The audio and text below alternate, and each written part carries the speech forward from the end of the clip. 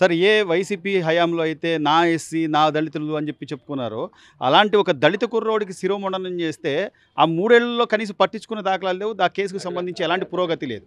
అతను రాష్ట్రపతికే ఏకంగా లేఖ రాసిన పరిస్థితి. నన్ను వదిలి నాకు న్యాయం జరగట్లేదు. నేను నక్సలైట్‌లో కలిసిపోయి నాకు నేను న్యాయం చేసుకుంటానని చెప్పి. ఈ రోజున కూటమి ప్రభుత్వం అధికారంలోకి వచ్చిన 10 నెలల్లో ఆ దళితుడికి జరిగిన అన్యాయం మీద తీర్పు కూడా వెలువరించారు సార్. దాదాపు 18 ఏళ్ళు ఒక్కొక్కళ్ళకి. సో తోట త్రిమూర్తులు అనే ఎమ్మెల్సీతో సహా ఈ శిక్ష పట్టాన్ని ఎలా చూడాలంటారు? ఈరోజు దళిత పక్షపాతి అంటే ఎవరు? ఎలా చూడాలి? ఆ రోజున దళితులు భుజాన వేసుకుని జగన్మోహన్ రెడ్డికి అందలం ఎక్కియడం జరిగింది. ప్రతి ఒక్కళ్ళు కూడా ఆ రోజున వైఎస్ఆర్సీపీకి మనది అన్న ఉద్దేశంతో ఆయనకి 151 సీట్లు కట్టబెడతాం జరిగింది.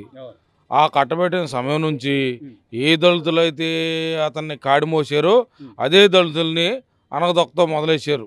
అన్ని విషయాల్లో ప్రతి ఒక్క దానిలో మరి అంబేద్కర్ విదేశీ పెడితే అతన్ని అనగదొక్కేసాడా?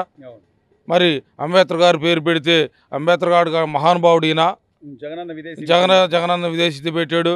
అనేక దళిత సమస్యలను పక్కన నెట్టేసి దళిత సోదరులందరిలో ఎస్సీ ఎస్టీ కార్పొరేషన్ బీసీలు కూడా ఏమీ లేకుండా నిర్వీర్యం చేసి దళిత సోదర కుటుంబాలను పైకి రాకుండా అనదొక్కినటువంటి దుర్మార్గుడు జగన్మోహన్ రెడ్డి.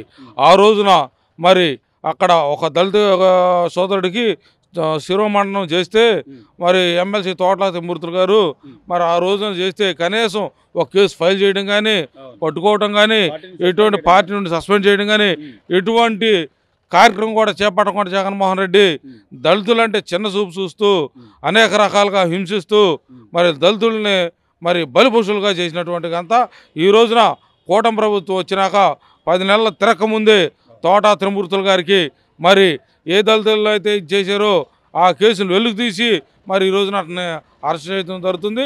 ఇది ఒక కూటమి ప్రభుత్వం విజయం కూడా తప్పక తెలియజేస్తున్నాం. సో అంటే గతంలో దళితుల మీద ఎస్సీ ఎస్టీ అట్రాసిటీ కేసులు పెట్టిన దాఖలాలు లేవు. కానీ జగన్మోహన్ రెడ్డి గారు వచ్చాక ఏ దళితులకైతే ఆయుధంగా ఉంటుందో ఆ కేసులను వాళ్ళ మీదే ఆపాదించారు. అట్లాగే ఒక దళిత డాక్టర్ సుధాకర్ గారు చంపేయడం అంటే ఆయన చనిపోయేలాగా చేయడం కానివ్వండి, లేకపోతే ఇలా దళితుల మీద ఎన్నో హత్యా ప్రయత్నాలు కానీ వాళ్ళు ఈ శిరోమండనం కేసులు కానివ్వండి, ఇప్పటికైనా అంటే వాళ్ళు తీర్పిచ్చిన తర్వాత 2024 ఎన్నికల తర్వాత ఖచ్చితంగా మనకు న్యాయం ఎవరు చేస్తారు అని చెప్పి తీర్పిచ్చాక ఇప్పుడు కూటమి ప్రభుత్వం మాత్రమే ఖచ్చితంగా దళితులకు అండగా ఉంటుంది అనేది ఇంకోసారి రుజువైంది అనుకోవచ్చా? ఇప్పుడు చంద్రబాబు నాయుడు గారు ఎక్కినాక కూటమి ప్రభుత్వం పాలనలోకి వచ్చినాక ఇప్పుడే మరి ఎస్సీ ఎస్టీ బీసీ మార్టీ కార్పొరేషన్లు ఏర్పాటు చేసి వాటి నిధులు సమకూర్చి మొన్న మధ్యనే బీసీ కార్పొరేషన్ లోన్లు వదిలేడు. బీసీలకు కూడా మరి ఆ యూనిట్ పథకాలని అమల్లోకి వచ్చే విధంగా చర్య తీసుకుంటున్నాడు. అదేవిధంగా మొన్న ఏప్రిల్ 14 అంబేద్కర్ జయంతి సందర్భంగా ఎస్సీ కార్పొరేషన్ లోన్లు కూడా రిలీజ్ చేయడం జరిగింది.